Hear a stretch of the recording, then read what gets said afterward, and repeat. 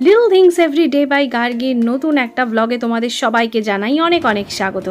আজকে তোমাদের সাথে আমি শেয়ার করব লাস্ট 4 দিন আমি কি করলাম। আশা করি তোমরা সবাই ভালো আছো আর সুস্থ আছো। যেমন দেখো, আজকে আমরা পৌঁছে গেছি নলবনে। অনেক দিন পরে আমরা নলবনে এলাম, আর কি সুন্দর লাগছিল যে কি বলবো। তাছাড়া আজকে কিন্তু থাকছে একটা রেসিপি, তাই সবাই পুরো ব্লগটা দেখতে থাকো। আর যারা যারা এখনো সাবস্ক্রাইব করনি তারাও ঝটপট সাবস্ক্রাইব করে ফেলো।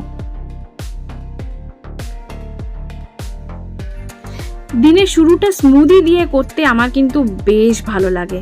তো দেখো, আমি এই স্মুদিটা বানাতে গিয়ে অ্যাপেল এবং অ্যামন্ডটাকে একসাথে পেস্ট করে স্মুদি জারে কলা ও তার সাথে পরিমাণ মতন জল মিশিয়ে নিয়েছি, এবং তাতেই কিন্তু আমার এই স্মুদিটা খুব সহজে তৈরি হয়ে গেছে। আর তোমরা চাইলে এতে ওটস পাউডার বা ছাতুও অ্যাড করতে পারো। আমাদের রাজারহাটের ফ্ল্যাটের পাশে একটা ফ্রাইড চিকেন শপ হয়েছে, তার নাম হলো YFC।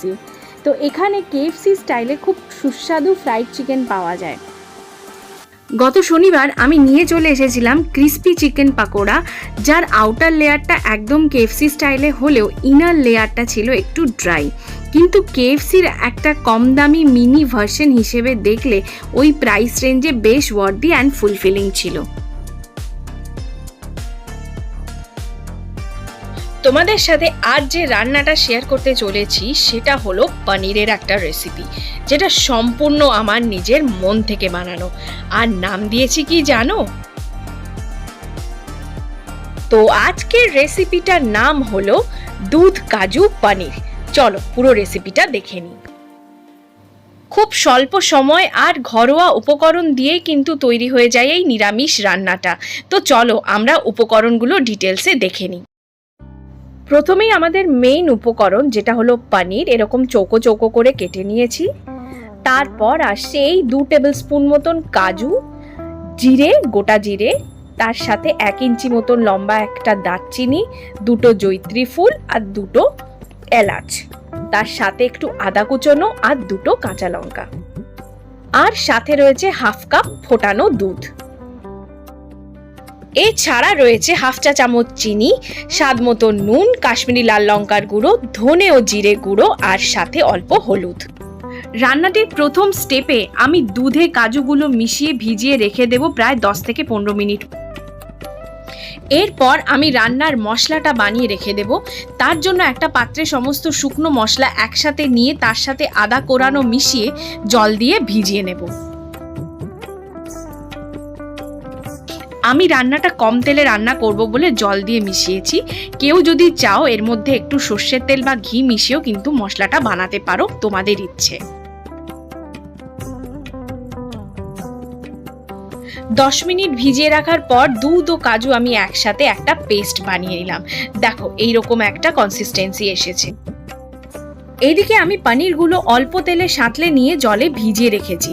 জানো তো, পনির যদি ভেজে জলে ভিজিয়ে রাখো তাহলে খুব সফট থাকে।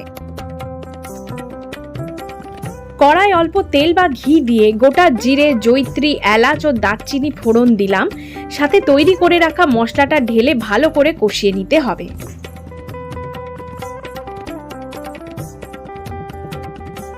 কষানোর সময় আমি কাঁচা লঙ্কাটা অ্যাড করে দিয়েছি। আর দেখো এখন মশলা থেকে কিন্তু তেল বেরিয়ে এসছে। তোমরা যখন কষাবে তখন নিশ্চয়ই অল্প অল্প জলে ছিটে দিয়ে কষিও। এরপর আমি পনিরের টুকরোগুলোকে মশলার মধ্যে ছেড়ে দিলাম।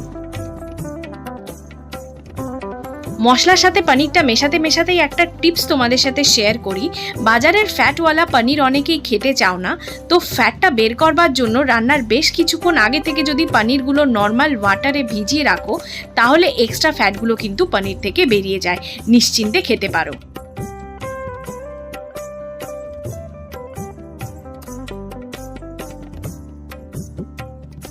ঠিক এই স্টেজে আমি কাজু আর দুধের মিশ্রণটা অ্যাড করলাম।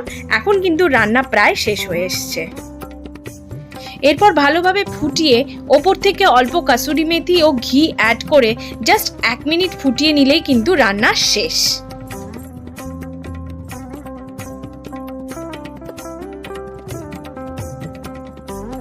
এরপর পছন্দ মতন পাত্রে ঢেলে পরিবেশন করো আর পোলাও বা রুটির সাথে এনজয় করো।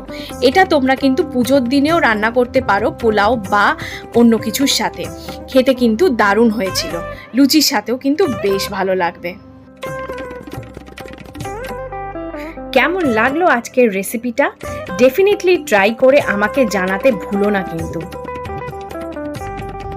আজকের মতন ভ্লগটাকে আমি এখানেই শেষ করলাম।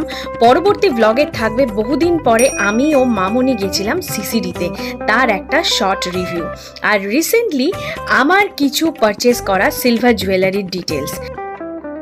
তোমরা সবাই ভালো থেকো, সুস্থ থেকো, আর কিছু ভালো লাগলে চ্যানেলটাকে সাবস্ক্রাইব করে ফেলো। আর যারা ফেসবুক থেকে দেখছো তাদের পাশের ভিডিওটাতে দেখো ডাইরেক্ট আমার চ্যানেলের নেমটা ইউটিউবে সার্চ করে সাবস্ক্রাইব করে ফেলো। জানি ফেসবুক থেকে দেখলে সাবস্ক্রাইব করাটা একটু ডিফিকাল্ট, তাই জন্য আমি প্রসেসটা এখানে দেখিয়ে দিলাম। চলো আজকের মতন বাই বাই।